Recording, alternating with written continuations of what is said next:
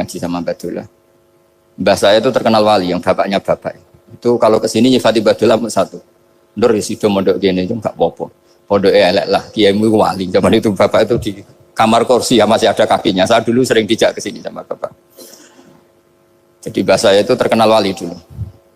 Jadi mbah saya itu tirakat terus sampai kapundhut itu poso terus. Kebetulan cucunya agak niru. Saya tidak niru itu karena itu Gus Zaki. Memang disuruh tidak niru. Kata mbah saya, kira usah tirakat, wis tak tirakati aku. Itu. Jadi saya, Mbah Mun juga gitu. Kowe haram tirakat, wis tak tirakati aku. Saya senang sekali. Tapi tua-tua kok mikir putu. Nah, terus nirakati putuku sopo. Jadi mulai jadi kiai betul Mas Nadif, saya ini sudah mulai mikir putu. Karena saya ini termasuk orang yang kecelok alim yang enggak banyak orang menghormati karena sudah diramal sama mbah-mbah. Di dulu mbah saya Mbah Nur Sam itu kakak saya itu SMP SMA, kakak saya yang kedua juga SMP SMA. Mbah saya itu Mbah Nur Sam itu yang nganterkan bapak ketika mondok sini itu, yang ikrar karo Badullah wali Mbah Nur Sam itu, ahli tirakat, ahli puasa. Itu bilang, Nur, anak sing iki aja pondok, aja sekolahno. Sumben sing ngalim ku anak sing iki. Ketika saya hampir tamat SD sama mbah saya Tuban, mbah saya Narukan juga di Sabdo begitu. Singkat cerita saya mondok sarang. Mondok sarang pertama langsung dikenal Mbah Mun, wong anak kiai jadi langsung dikenal. Didoni macam-macam terus jadi wong alim juga ada yang ngelem. Biasa aja untuk dongane sepuh-sepuh. Ya sebenarnya saya agak kecewa ya, saya inginnya kan dianggap prestasi gitu, ternyata dianggap doanya orang-orang sepuh.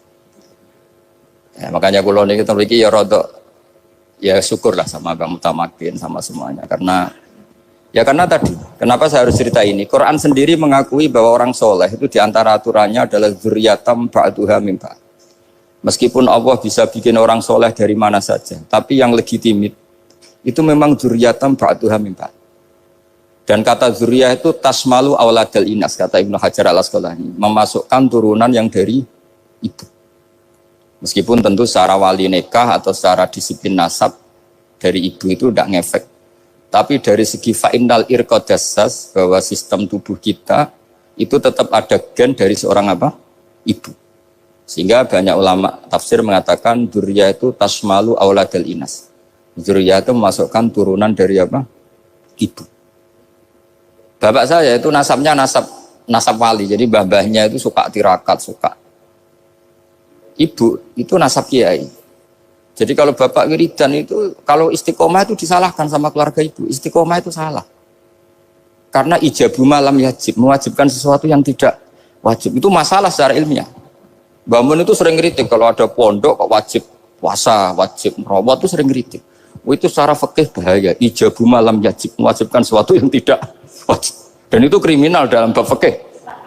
Betul itu, sama cari di Sulam Taufik, babnya itu ngeri. Ijabu malam yajib itu tidak dihitung minal kabair. Dicari sendiri itu di bab Sulam Taufik, tidak perlu saya sebut, itu parah betul malah cara menvonis Abdullah bin Husain bin Thohir di Sulam Taufik. Ijabu malam yajib.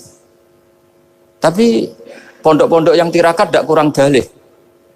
Niki boten majibaken, ngelatih. Boten majibaken tapi napa? Nah, silsilah dari keluarga ibu itu suka ilmu. Sehingga Abdullah bin Mas'ud itu tiap hari itu mensweeping orang yang sering duha.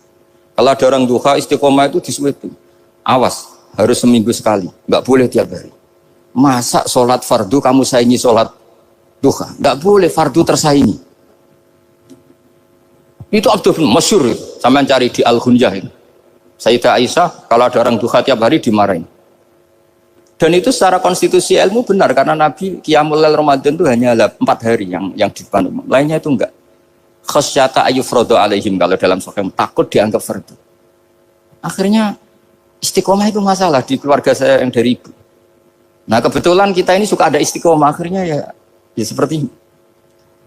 Tapi ini ilmu harus kita bicarakan. Tapi yang istiqomah, Bapak itu pengagum Badullah. Bapak itu suka sama istiqomah karena punya guru dulu Ki Zubedi istiqomah, Badullah istiqomah. Tapi jangan kira Badullah itu hanya istiqomah. Saya punya sanad banyak, mungkin Gus Zaki lebih tahu. Sering saya diceritain Bapak. Badullah itu nak ambek wong fase nemen-nemen itu ya rapati cocok. Senajan to majibno fase. Tak takoki iki ngopo. Engko nek ke fase darani wong awam untuk ganjaran. Mergo macane Quran gak fase. Padahal untuk ganjaran mergo seneng Quran.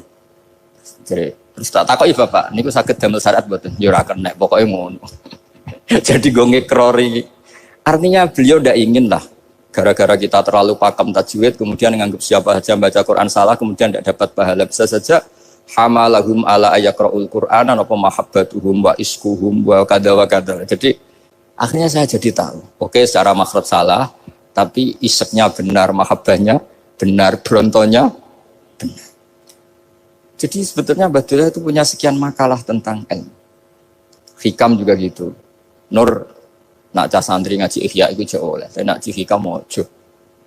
Maksudnya beliau entah kalau setelah itu Badullah itu melarang siapa saja santri ngaji hikam itu dilarangnya ada kelas tertentu untuk boleh ngaji hikam.